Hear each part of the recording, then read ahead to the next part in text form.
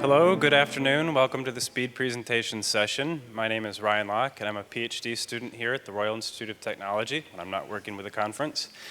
I can say that, or with certainty, that today's presenters have worked very hard to prepare their presentations, and we've been emailing each other back and forth a lot over the past months. And they're practicing how to deliver so much information in so little time.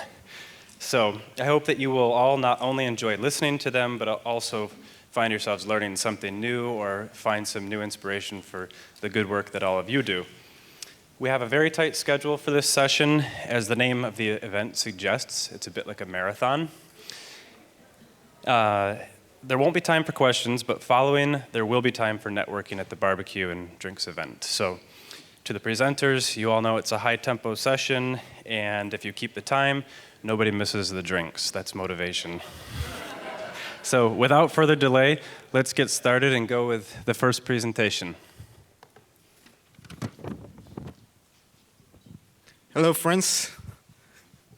You can read the details about me. My name is Maciej Zacherk. I'm from the city of Katowice, south of Poland, and we do this urban do tank. This is Poland. This is where Katowice are. That's the city of Katowice with neighboring cities. It's a center of almost 4 million people, urban metropolitan area. And it looks like this. I actually live quite nearby. But I wanted to tell you about the project that we are doing now, the City Plus Urban Do Tank. I'll do just really briefly. Who we are a bunch of friends. It's totally unstructured. And we are just the city lovers. So we want to change our city, we want to influence. And this is thanks to the Future of Places Conference 1, which I attended. So thank you, organizers. Thank you for doing this great event.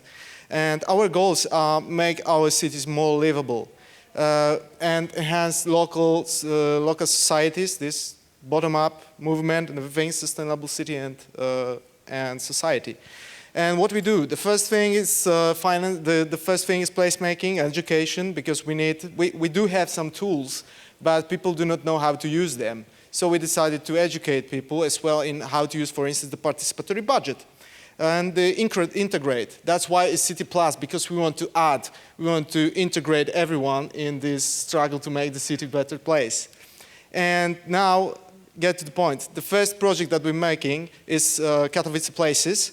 And thanks to my friends from Netherlands who agreed to come for holidays, Brenda Hunt and Peter Hernedal, we've made this event. So the first one was the lecture from the civil servant's point of view, the sharing power with the local community.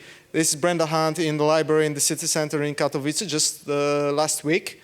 And we unfortunately didn't drive enough people to, and especially from the city council. There was only one person from the city council, but well, it was for them. And this is Peter, who had something to say as well. And the most important thing that I wanted to tell you about, and because of which Ryan wanted to kill me during the weekend, is the place game. We did the place game on Saturday, so it's a completely fresh thing. We've chosen this wonderful place. Come and visit this place. This place is the best place in the world. And I mean it.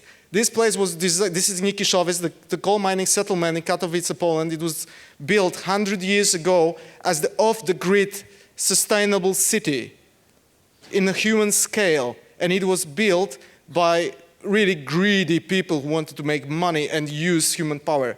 5,000 coal miners lived there. And this is great. Why this place? Because it is my place. I was born there, I grew up there, and I still think it's the best place in the world. Of course, in the 90s, the situation changed rapidly, and the unemployment, all these economical changes. But the society sustained this place, and we gathered around 30 people from all the different backgrounds. The local society, about 15 people from the local society, 15 students, so people of different ages, different backgrounds, and this is how it went. With the little help of Jesus and the Holy Mother, we've made a great thing.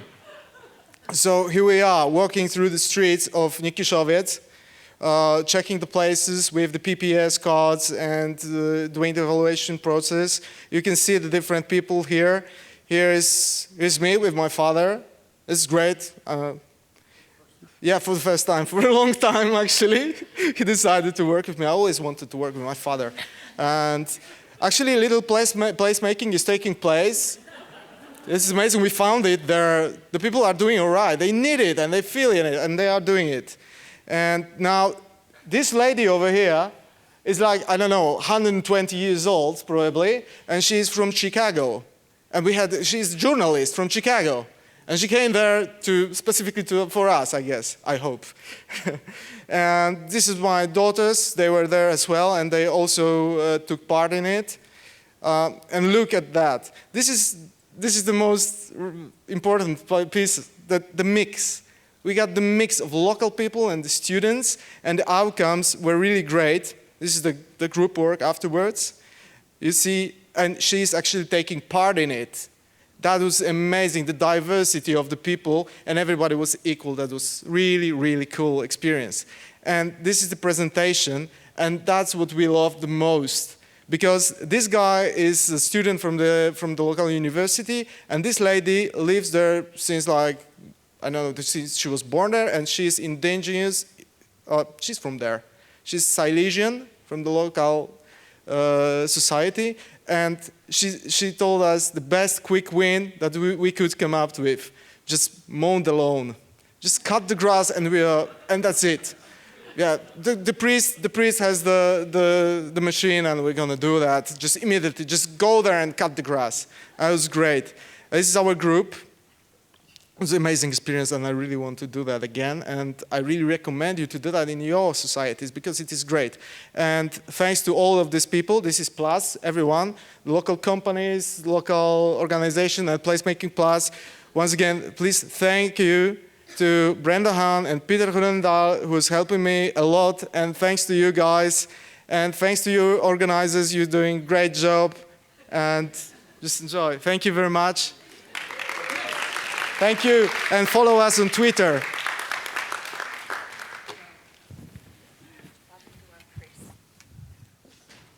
Hello, I'm Amanda Stone. I'm a councillor and a former mayor at the City of Yarra in Melbourne.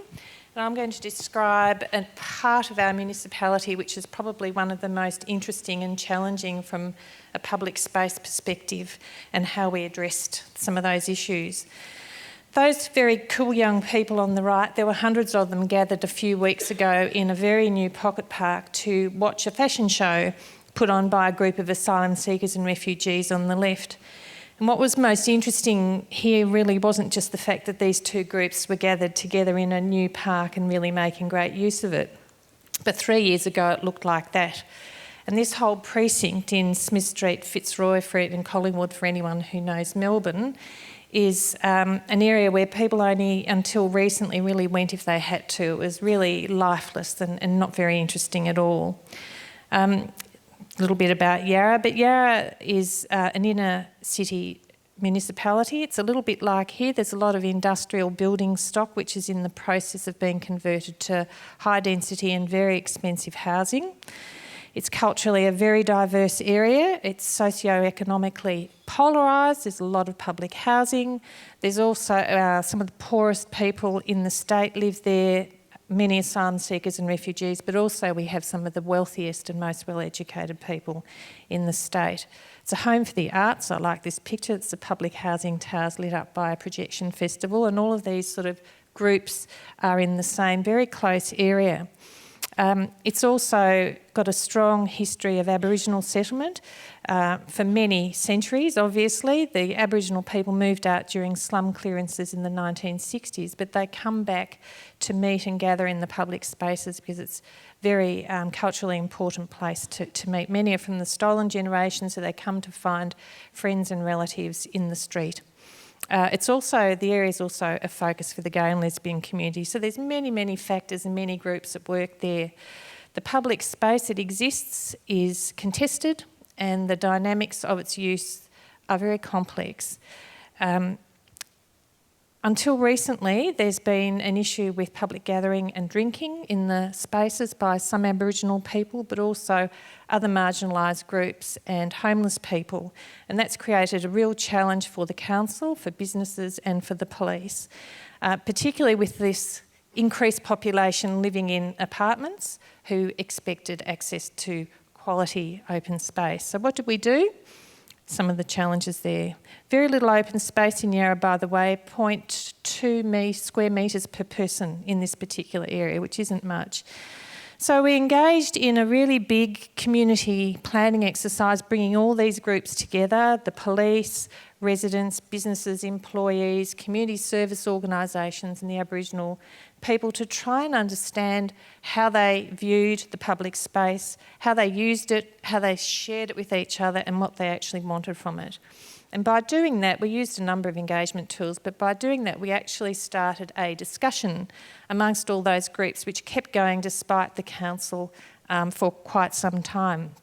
At the same time, our open space people were involved in working out where we could put new parks, new pocket parks, and they do this all the time, an open space gap analysis to find out where you could have a park that was in walking distance for most people, meant to be a very localised, local community parks. And they established some of these parks. They were very conflicted processes, these, because the only way that we could form them was by reclaiming road space, and no one wants to give up car space at all in Melbourne, probably lots of places.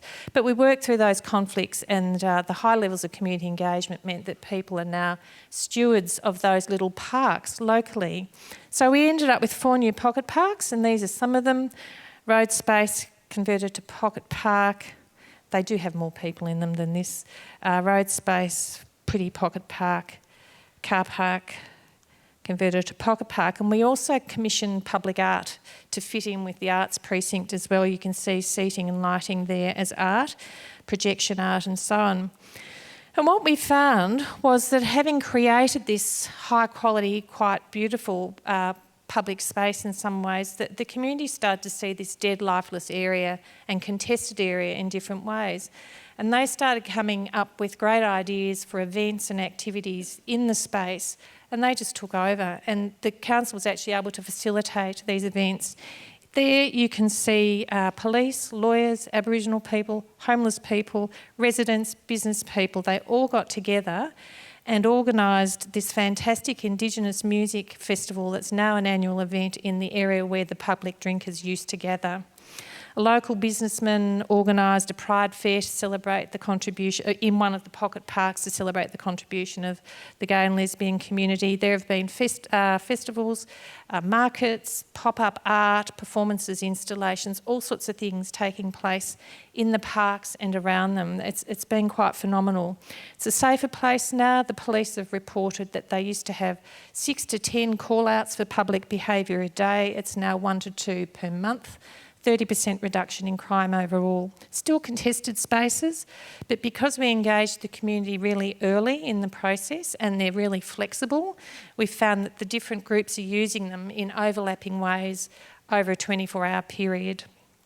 So what we learned was, I don't need to tell you this probably, but we did discover that for great public space you actually need to engage the community at a social and cultural level for it to be really effective. We also learned that you may not get rid of contestability in a public space, but you can actually harness the strengths of the user groups in ways to bring new groups in sometimes unplanned and innovative and surprising ways, as we found. We also discovered that you can create new, high-quality, compact little pocket parks by reclaiming road space. And finally, that local governments, despite what some people have said today, local governments can take the lead in facilitating the community use of public spaces in ways that build and connect and bring communities together and create that gymnasium of democracy. It's a wonderful phrase, isn't it? That's another event, Stories Around the Fire. And there we go. That's my political statement. The City of Yarra welcomes refugees and asylum seekers.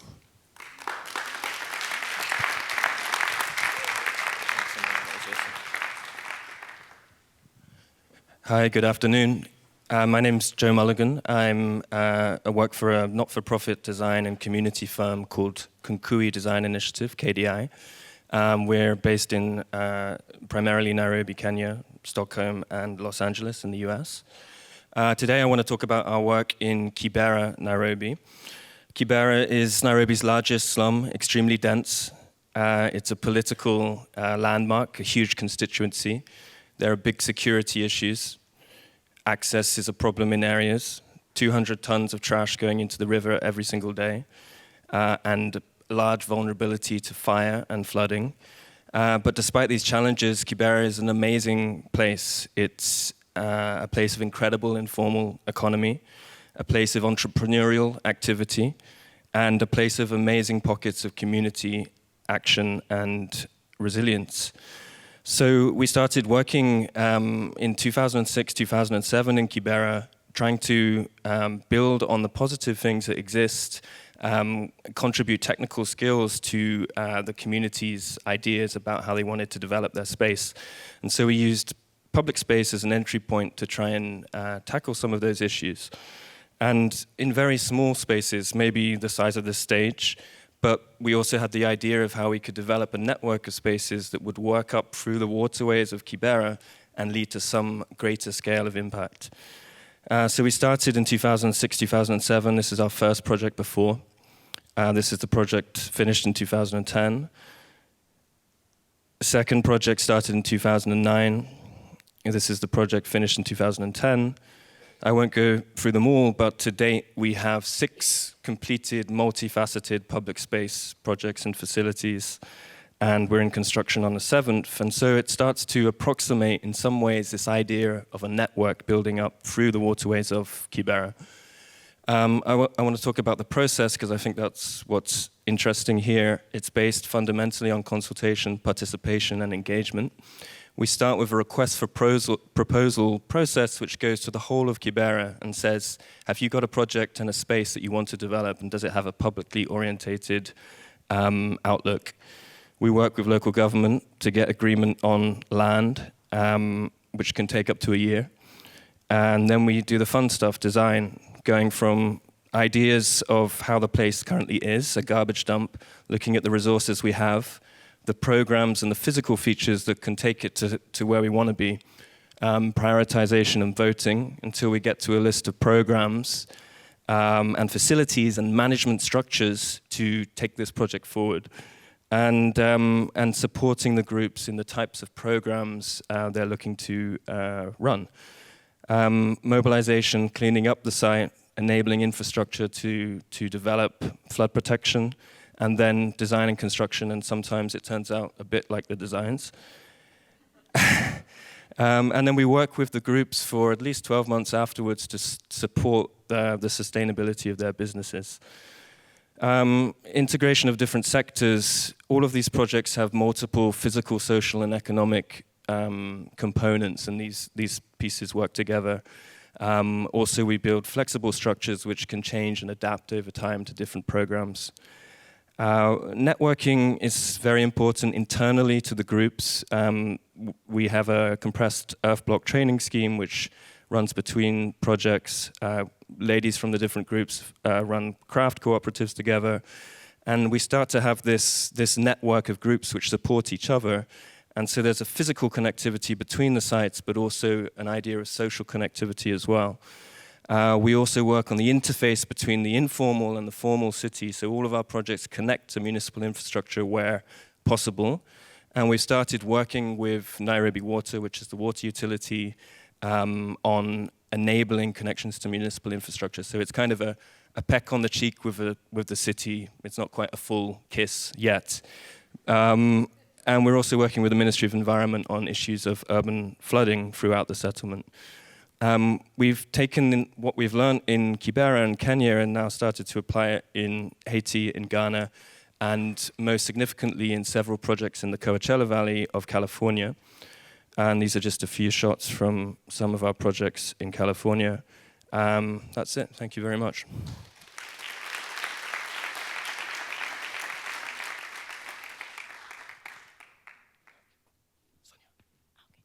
Hello.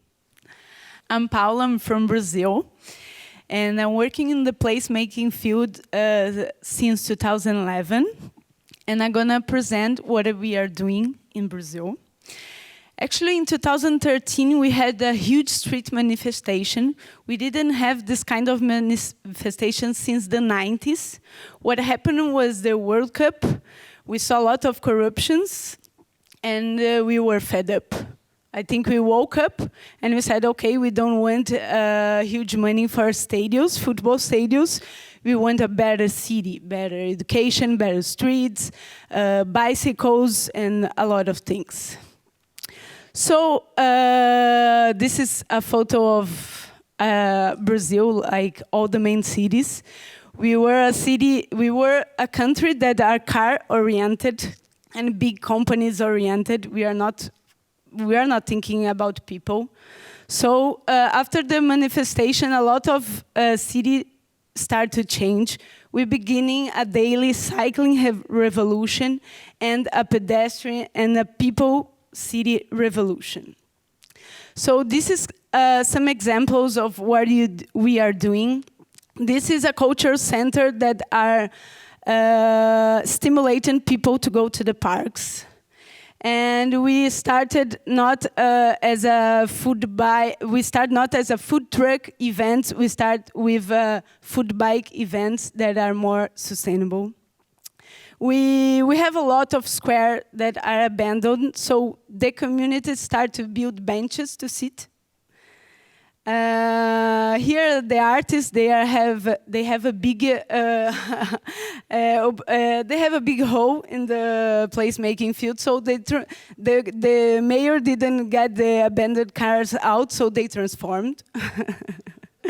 We start also painting the benches. Painting the stairs, we have these huge slums with huge stairs. So the communities start to painting to get more like beautiful. We did swings at bridges to people to play. Swings at trees also to people to play. And here is saying, okay, Fortaleza that is in the north of Brazil, it's me. So we are here, we want this. So let's build together. We are doing social ping pong. We are building and putting on streets. We have this in São Paulo. It's a huge city. It's an 18 million people city. So we have this huge high-line street that is chaotic, and there is a huge movement to turn this into a park, and it's a very big challenge. But we are getting there. Here's in the south of Brazil, we do this lot of stencil message saying what Porto Alegre needs, and then people are writing on streets.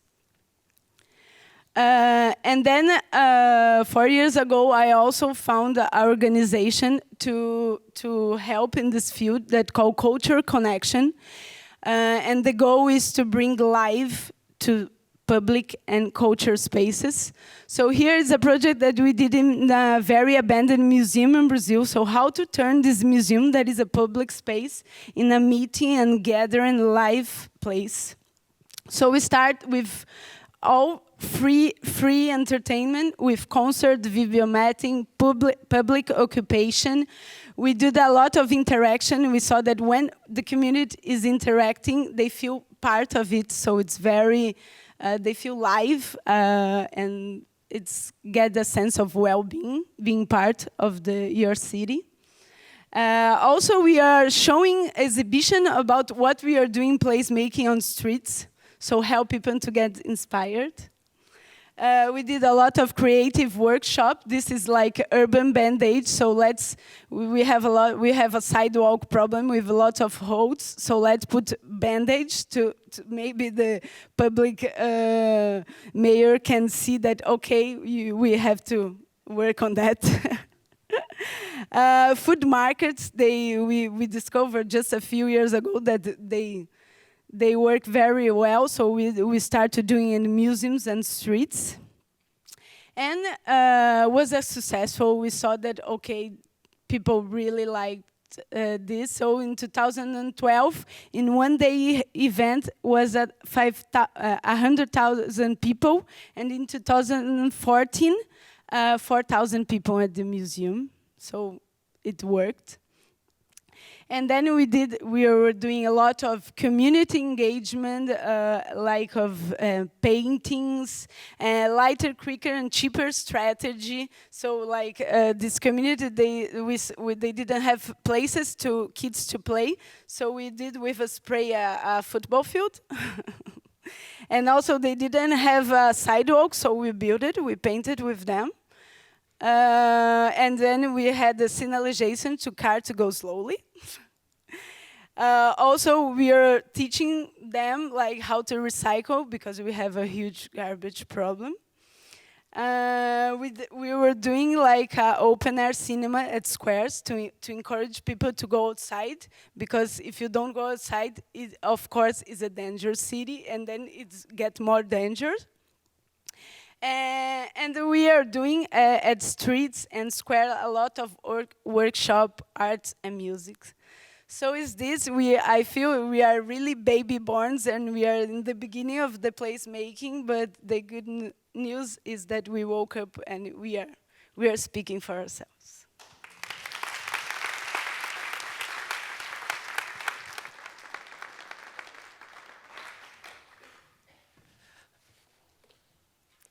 Hi, hello.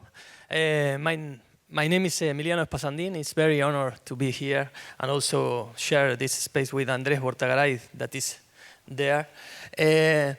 I'm going to be quickly, sorry about my English. This is a project that we did with a student. It's in very short of time. We're trying to collect some information about one of the neighborhoods of Buenos Aires. And we begin to think about what's the project goal, to develop achievable solution to local challenges. And we begin to take a short intervention in the neighborhood, mapping a little bit the area. This is the Buenos Aires border and city, and one of the 48 neighborhood we have, and Colegiales is one of them. It's one of them of the periphery. It's not the periphery because it's inside the border, but it's a peripheric neighborhood. And if you see, you can see this kind of urban piece that is a train that cut the neighborhood in two. So we're trying to develop some ideas to how in a social part of view, trying to connect one area to the other. So we began to think about how we can deal with the MAPE behavior of the people. Then we begin to zone in the conflicts, and we begin to talk with the people there, if the people was passing there and stay in the area, or walking, or tourist, or whatever, and we begin to map all the things. Then we focus in the analysis of the situation, and we did some researches and to see what's going on in the mobility, in the parks, in the density, and then with the urban fabric, and we can see what's going on. In one part, you have this kind of social environment and urban fabric, and the other side of the piece, you have another point of view, more commercial.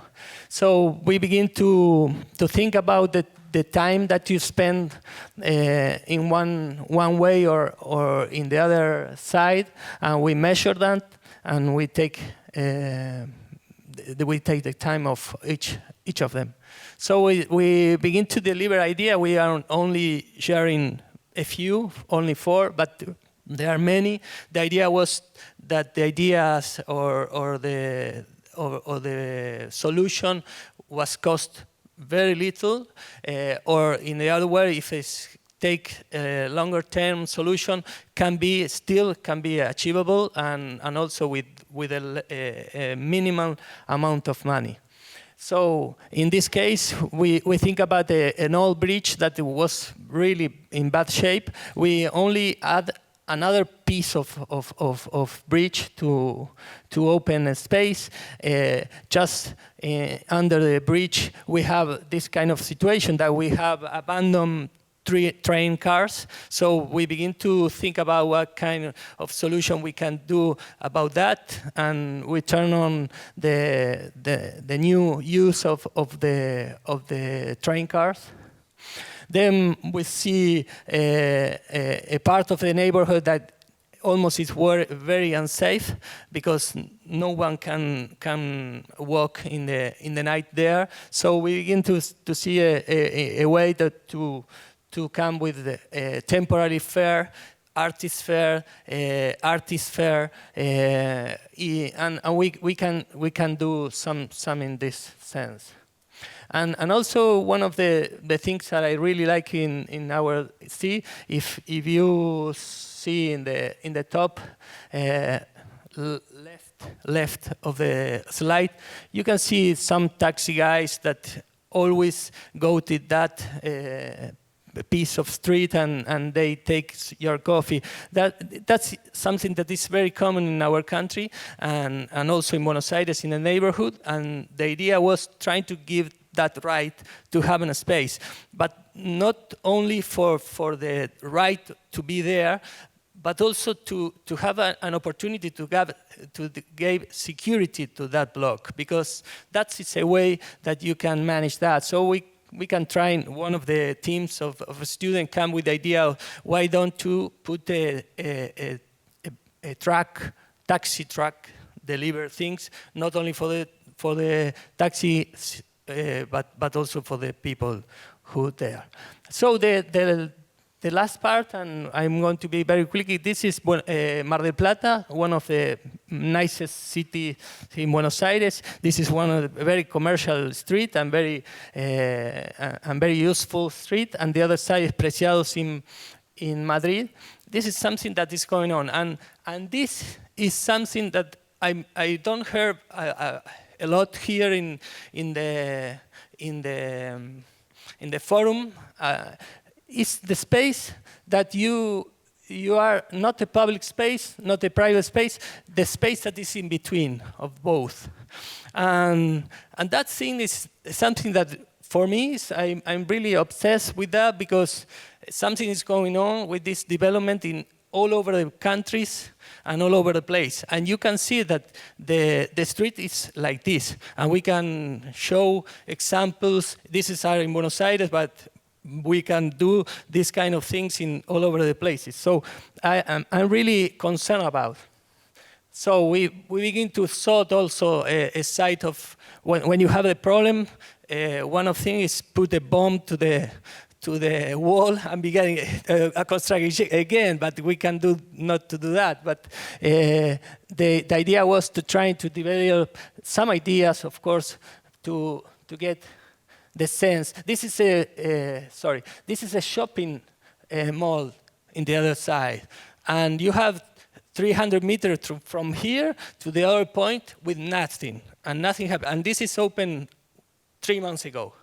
So this is very important for me to take care the space in between, and that's it.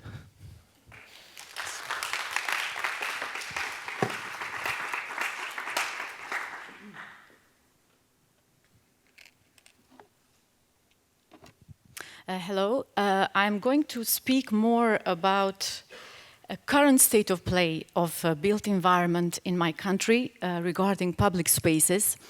And I'm here as a professional, feeling that I'm representing the voice of the ordinary citizens. Placemaking in a transitional society, production of contradicted spaces.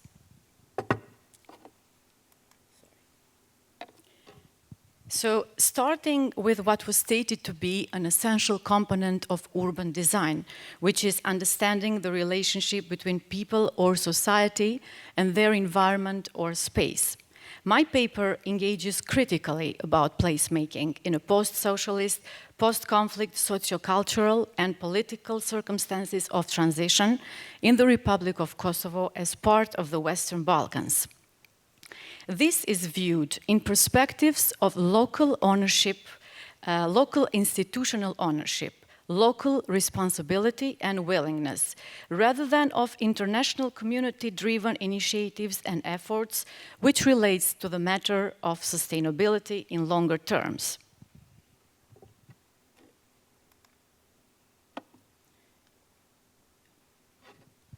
The path is made clear for the Western Balkan countries and its integration into the European Union structures, however, requiring a number of reforms, not only as a formal homework, but also as successful implementation in practice. Reforms included the urban planning as well, however, largely remained only a formal homework, and rather than they were implemented in practice. This shaped and embedded an urban planning culture where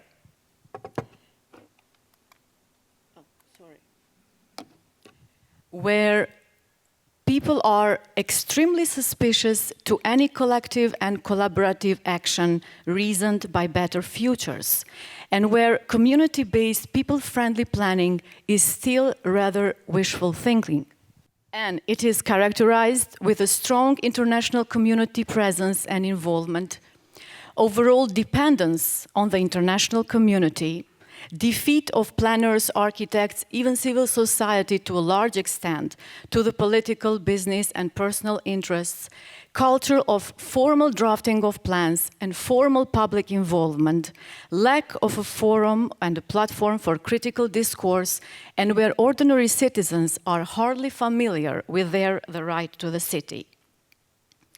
The paper suggests that this created culture is also reflected as an approach towards the treatment of public spaces as well, continuing to have political, business and personal interests at the center of the subject by imposing urban solutions accordingly to the people of Kosovo. This is demonstrated by two practical case examples in the historic urban areas in two towns in Kosovo. The first case, it's Prizren town, which is Prizren Historic Center. So it's the map in yellow, which is the protective zone of the historic center, showing two public spaces opposite each other. So it's public space 1, where a pedestrian area is transformed into a car park, and a pedestrian area 2, actually a public space number 2, which is transformed into a pedestrian area. The first one was made possible, and this was made possible by building a bridge, which is a red line, to specifically give access to vehicles. So a number of vehicles now enter in one of the most attractive parts of the historic center, which is in number 1, and then they park the car and move there, which can be seen also in the photos down. And the bridge was actually built with the decision of a national government authority, the Ministry of Environment and Spatial Planning, while the public space number 2, transformed into a pedestrian area, is a joint project of a municipality and UN Habitat Kosovo. So instead of creating public spaces which will be integrated with each other, in this case, it produced this kind of approach with creating public spaces opposite each other, naturally divided by a river. This kind of approach produced spaces that actually contradict each other. The second case is in a historical town of Vuštri, showing a public space around a monumental old stone bridge. So the line in yellow is a protective zone of this monumental old stone bridge. And the stone bridge is actually stands on the solid ground because the river flow was changed, and now it's just as a monumental cultural heritage surrounded by a large public space. What happened here was that in the beginning, this was, as you see the photo below, this was a completely unmaintained and misused space, being mainly used as a dump area and as an informal car park. And actually afterwards, it is tremendously changed visually, but it is in a social dimension, it is privatized. Regarding the choices for use. So from an unmaintained public space, we have a privatized public space in this case that was made possible by building a new private restaurant which fenced all the area of a public space and turned it into a restaurant terrace. So people now can access to this public space, but only can enjoy it if they sit in the terrace of a restaurant. So the choices for use are very limited. The paper suggests that delivering spatial justice and creating people-friendly places will require both new sociocultural dynamics, particularly and primarily emanated from the inside local capacities rather than the outside efforts, and political willingness and active engagement of local government institutions. It further suggests for local capacities to develop in form of a cooperation between independent professionals and civil society NGOs as a vital driving force in a transitional society and a key for a positive change. The independence from daily politics and personal interests with community-oriented vision for people-friendly environments is more than required and crucial for the improvement of living conditions, as well as to demonstrate the local ability for sustainable development. Thank you very much.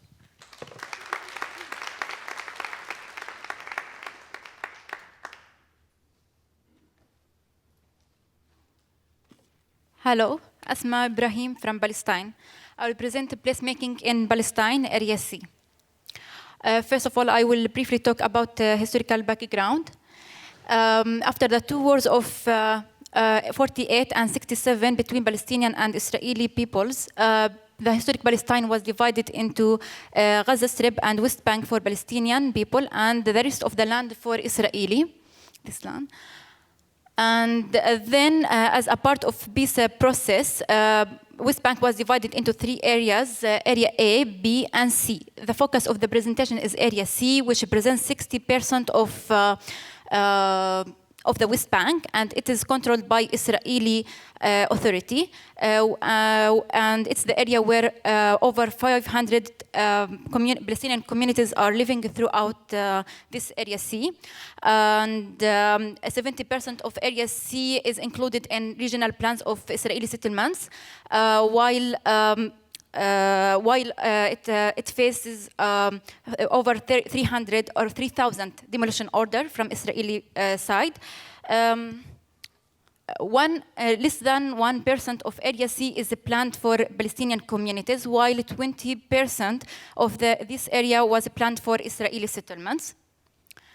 This situation, or marginalized situation, led to illegal development for Palestinian communities and illegal development and the fear of demolition orders and the inability of Palestinian communities to plan for their future. Then it's the weak connection between the Palestinians and their lands, which is obvious and shown in the neglected, uncared, and unused spaces within their boundaries.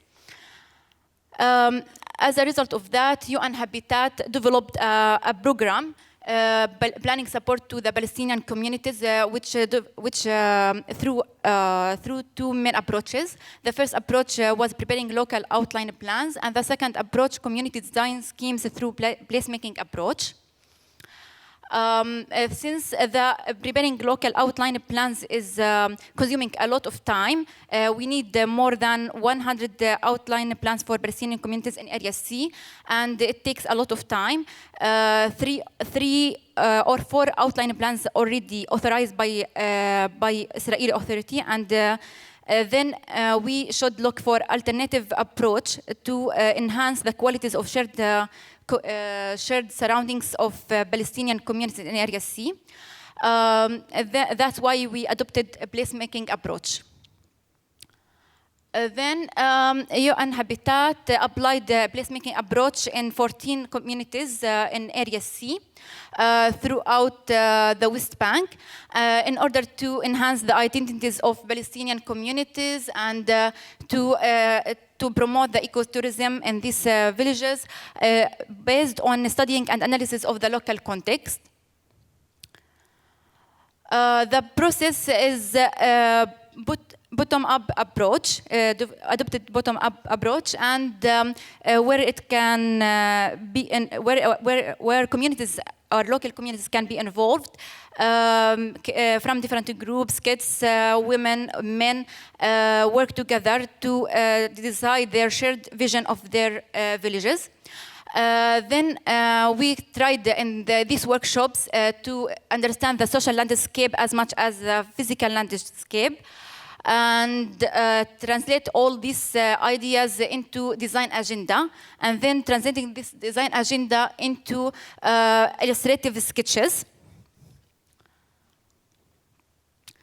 The outputs of these workshops was used as reports and illustrative sketches to be presented to donors and local partners, ministries, and to transfer this knowledge for other people. So the placemaking workshops and approach in Area C was used as a tool to raise awareness and strengthen the advocacy to enhance the resilience of Palestinian communities.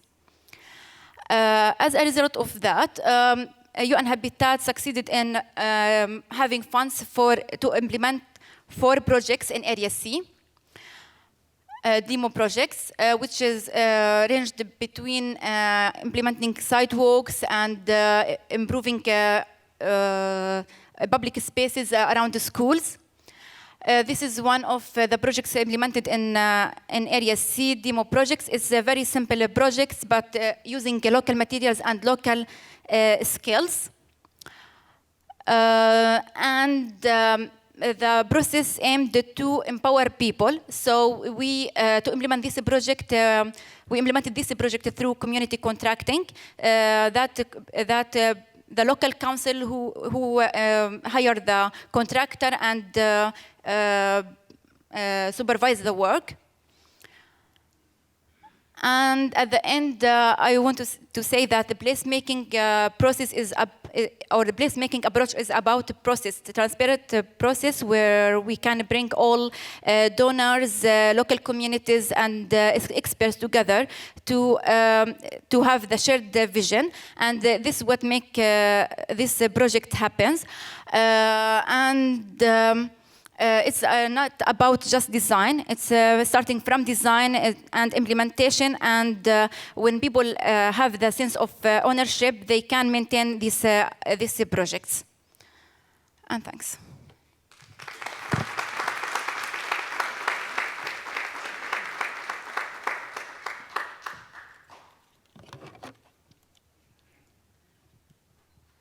Good evening. My name is Trupti, and I run an NGO called Mumbai Environmental Social Network.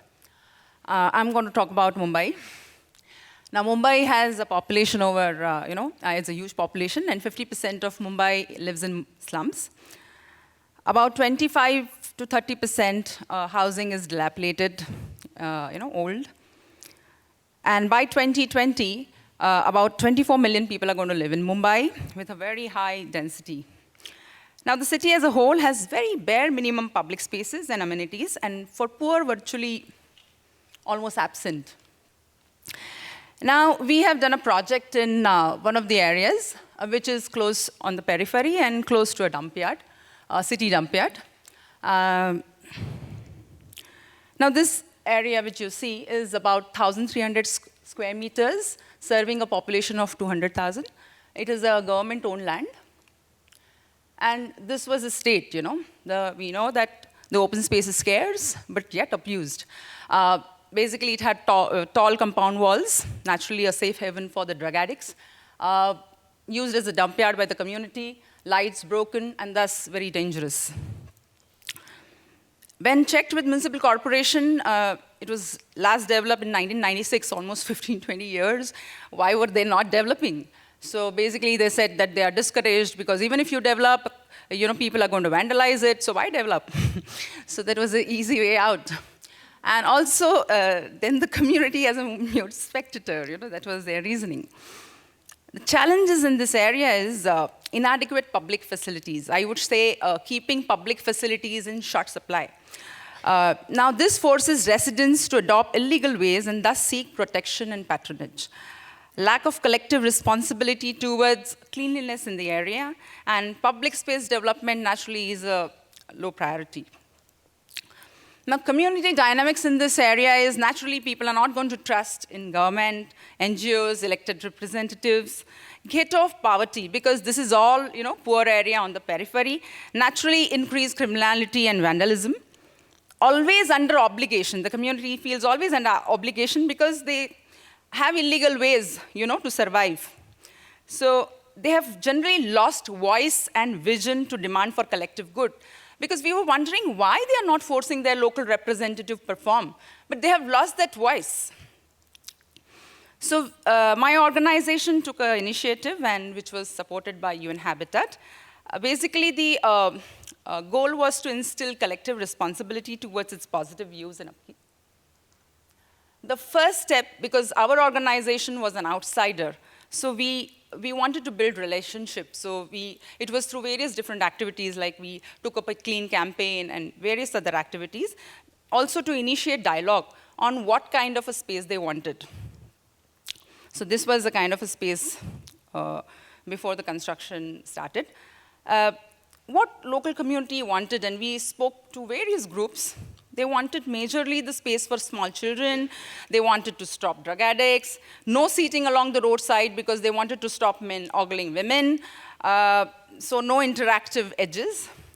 Men worried about women privacy. So within the garden. So, and all of them wanted tall fence, to protect it, from vandals. So this is what community wanted. And it took a lot of time mobilizing, engaging with the community, talking about, can we have something different than this? Or what is it that, how is it that we can develop the space? And the final agreement, after almost 1.5 years of discussions, that yes, let's have a low compound wall, but with short fence. It should be open to all, but with different timings. Let's reuse the material. Let's make it cost-effective, but also with the very sturdy materials. Open gym. Yes, they all wanted open gym. A lot of seating and privacy for women through plantation and all that, if we can manage. So this was the kind of an agreement. And during the development, only after, kind of leveling the ground, there was a welcome change. Girls were using and coming out and using the space. But still, during the entire development process, there were a lot of challenges. Like, we wanted committee to come together, taking care of the garden after the development. Few interested came forward, but a lot of young men, not allowing NGOs, women to be part of the entire interaction, internal conflicts within the members, political interference. And just after the completion, okay, we finally managed to complete the garden. Huge flow of children, huge number of children waiting for their turn to play. I mean, that was a little saddening, but that is how it is, And this was the expected outcome, but the unexpected outcome was, women in Wales coming out, asking us 1 hour for them, to use the open gym, which we didn't expect. And they really didn't bother about the privacy. The impact of the pilot project, that local community is now happy and proud of the garden, and it is giving a different kind of an identity to that locality. There is no, I think failure in a sense, creating a formal committee to maintain. It didn't happen, but yes, the users are now very, aware and are keeping the space. Municipal corporation is maintaining the space. And the big step is, till recently, funds were allocated to various activities to improve conditions in the slum, but there was no mapping inventory of that, and there was a lot of corruption happening. So now there is a step that, yes, you have to map public spaces, map public infrastructure, and then create a budget. So this is at least one step, I think. And very importantly, they are aggressively going towards creating access to individual toilets. So that is a good step forward. And the key learning, I would say, is trust building is required, is a very important thing, and that is, it is achieved only through consistent communication and actions. Public spaces are assets, but to realize the value, involvement of community is essential, which builds collective responsibility. And I think a government, yes, has gone one step forward in mapping and planning, but still they don't want to recognize community involvement because it is a very tedious process. I would say it is, and it requires huge help, understanding, and that is where the corporation mechanism fails completely. So that is where we all need to really work to see how we can make this thing happen. Thanks.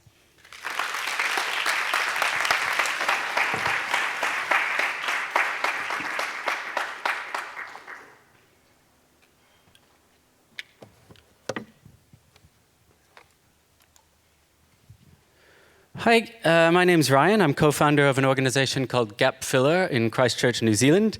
The city was hit by earthquakes in 2010 that destroyed much of the city, and we started making urban interventions to create public spaces. And I'm going to talk about the role that the discipline of performance studies plays in our work. And when I say performance, many of you probably think of something that happens with actors on a stage, or maybe something in public space, but with a clear idea of who the performers are. But it's not much of a stretch to consider something like a political speech as a performance, or even something like a Catholic Mass where a series of rehearsed behaviors are being repeated. And I would contend that even something like a birthday party is a performance where there is, to a degree, still a script to follow and expected conventions of what to do and what to say. And when you boil it right down, that's actually true of every single thing that we do. Every day, all the time, we're performing social roles, and we adopt and adapt these roles, these scripts from our surroundings. And the built environment, the places that we inhabit, heavily influence the range and type of social roles we're likely to play. When I'm behind a podium in a room like this, I must perform in a different way than if we're all sitting around round tables with drinks in front of us. And it's not just me that applies to you, the audience as well. You're a different you in a room like this than you are in a different room. And according to performance studies, the role of the creative artist is to challenge these conventional roles precisely because they feel natural and inevitable and unable to be changed. So here's an example. Audiences are used to coming into a theater space with a ticket and an assigned row and a seat. And here you walk in, there are no seats, no separation. People are already in the space. You don't know who's a performer, who's an audience member, and it immediately changes who you are, who you can be in that space. After the earthquakes, we wanted to move this way of thinking from theater spaces to everyday life. And this is one of our 60-some projects that I would call a performative intervention. So all of the city libraries were closed, and we salvaged an old refrigerator. We invited people to contribute a book, and we placed it on a big site far back from the footpath and road with a pathway leading up to it, and no sign at the footpath explaining what it was. So as a passerby, you see it from a distance. It doesn't make immediate sense, but it's clearly been put there deliberately, and you're being invited to walk down this path, to be curious and discover what's there. And just that act of stopping, thinking, questioning, taking maybe 15 seconds to walk down this path puts you in a different sort of social role when you reach the fridge. This is one of many copycat book fridges in Christchurch, where it's right by the roadside, it has clear instructions, it's a wonderful amenity, but it's simply an amenity to be used. And I contend that this one is actually an amenity, but it also creates an experience that gently provokes you to a new self. Another one of our projects, this is Soundgarden. It's a simple garden site with seating, and it's full of homemade musical instruments. Most of our lives, we barely use our bodies. We sit, we stand, we walk, we lie down. Here, for all of these instruments, you have to use your body in a non-everyday way, from crouching down to use the fire extinguisher chimes, to using your whole body to bash the giant drums. And when you start to use your body in a different way, you actually become somebody new. You feel a bit silly, maybe liberated, and your normal social barriers dissolve, and you may be more open to playing with others and even strangers. Another of our projects, this is Dance-O-Mat. We made a public dance floor, even though everyone told us that people in Christchurch would be too conservative to dance in public. It's operated by an old coin mechanism washing machine. You plug in your phone, drop in a coin, and the lights and sound come on for half an hour. And it gets used by the country line dancing group and the swing dancing club and the regional ballet company and strange people dressing as superheroes showing off their superpowers. And even the future King of England came and had a dance, which was nice. But what's really great is walking past and seeing just some guy flailing around, because people in Christchurch didn't dance in public, and this was an invitation to, and it really worked. So much so, in fact, that after we moved the Dance-O-Mat to a new site, people have been spotted dancing in the dirt where it used to be. Another project of ours, this is the Retro Sports Facility. The name rhymes with one of the big government rebuild projects, the $500 million Metro Sports Facility. And that project, like all of the government projects, is all about the building. And our facility has almost no physical infrastructure. It's all about the social infrastructure. So when the International Cricket World Cup was being played in Christchurch in the brand new cricket stadium, we created our own participatory tournament, the French Cricket World Cup, French cricket being the name of a kid's version of the game. And we built a mini grandstand for the fans, and everyone had to wear a costume and have a French mustache. And we had a sports commentator up the back giving the play-by-play, and these were the eventual winners of the trophy. So this is the crowd for a sack race, right? They're shouting, they're booing, they're pointing for a sack race. So the act of being in a grandstand with others provokes you to play the social role of a fan. Sports spectators are really empowered spectators. They judge, they interpret, they think they know better than the highest paid athletes and officials in the world.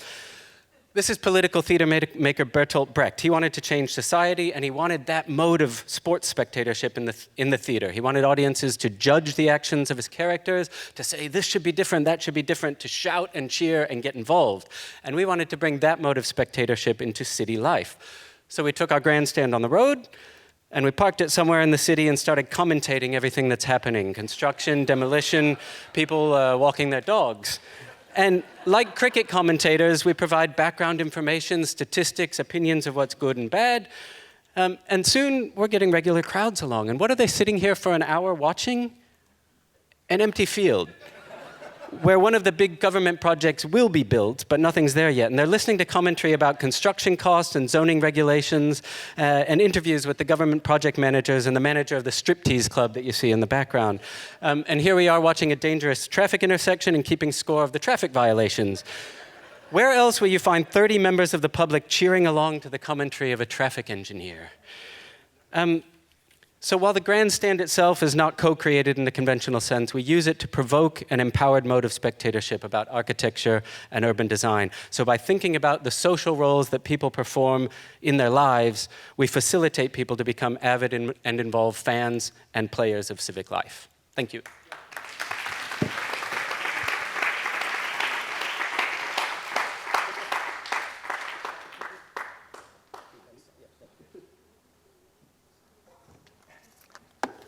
Good evening.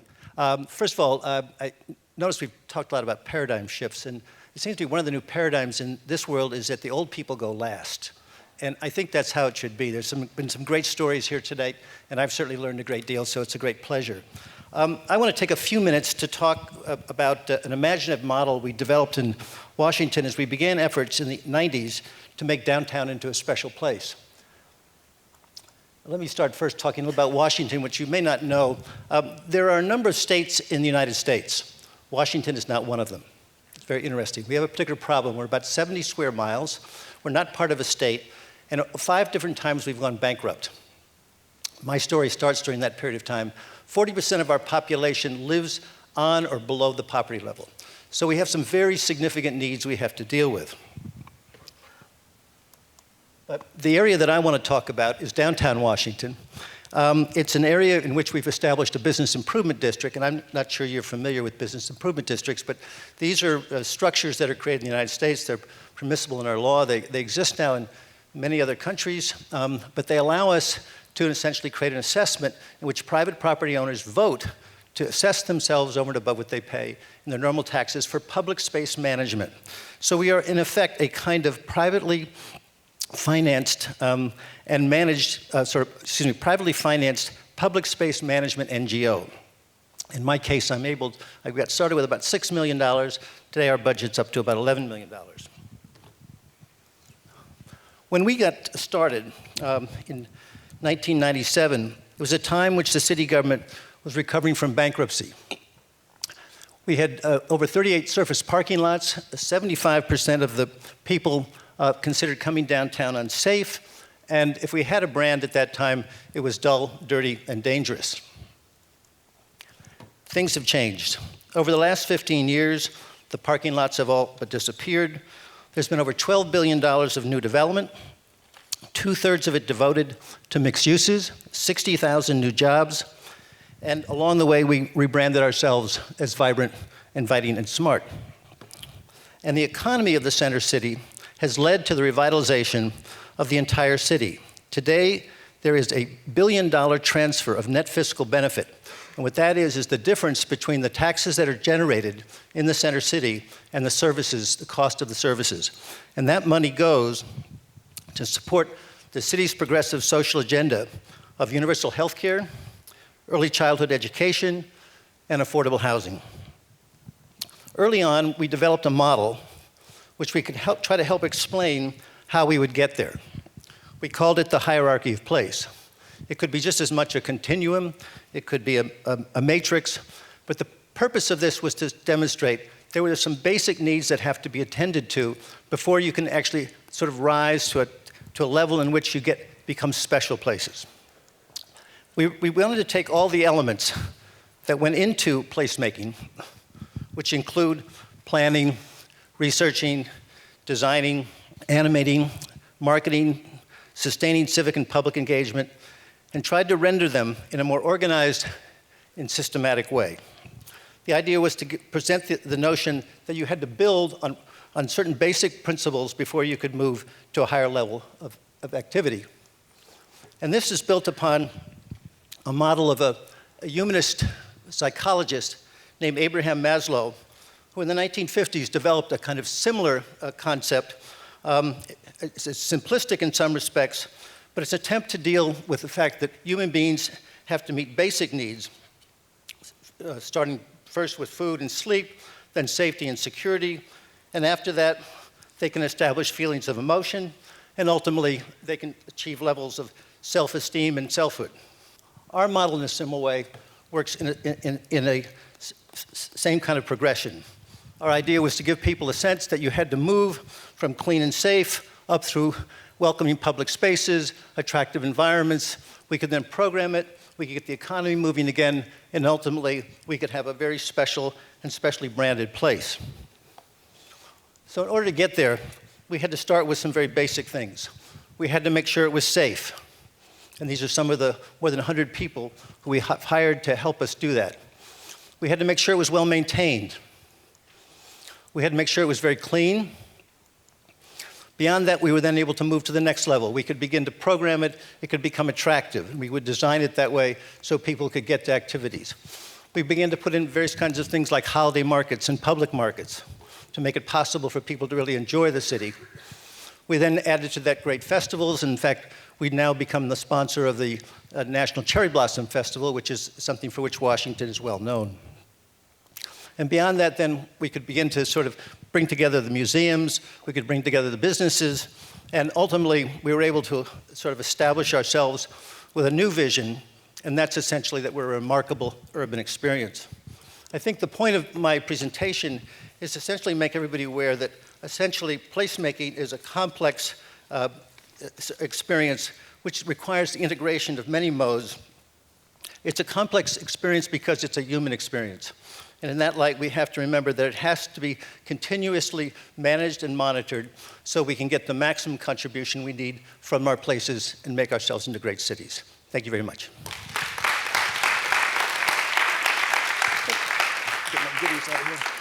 Give you that back. Thank you, Richard. That was great. Thank you. That was great. Well, I gave a very speedy introduction, and this will be a very speedy closing as well. If you don't feel inspired now, I don't know what to suggest for you. But that was an incredible lineup. Something I realized while we were sitting there and listening to all these presentations is that, well, the session title included the words best practices from around the globe. And just to recap, Poland, Australia, Kenya, Brazil, Argentina, Kosovo, Palestine, India, New Zealand, and US, or at least the capital of. And that's 6 out of 7 continents. So if we had just had someone from Antarctica, we would have been complete.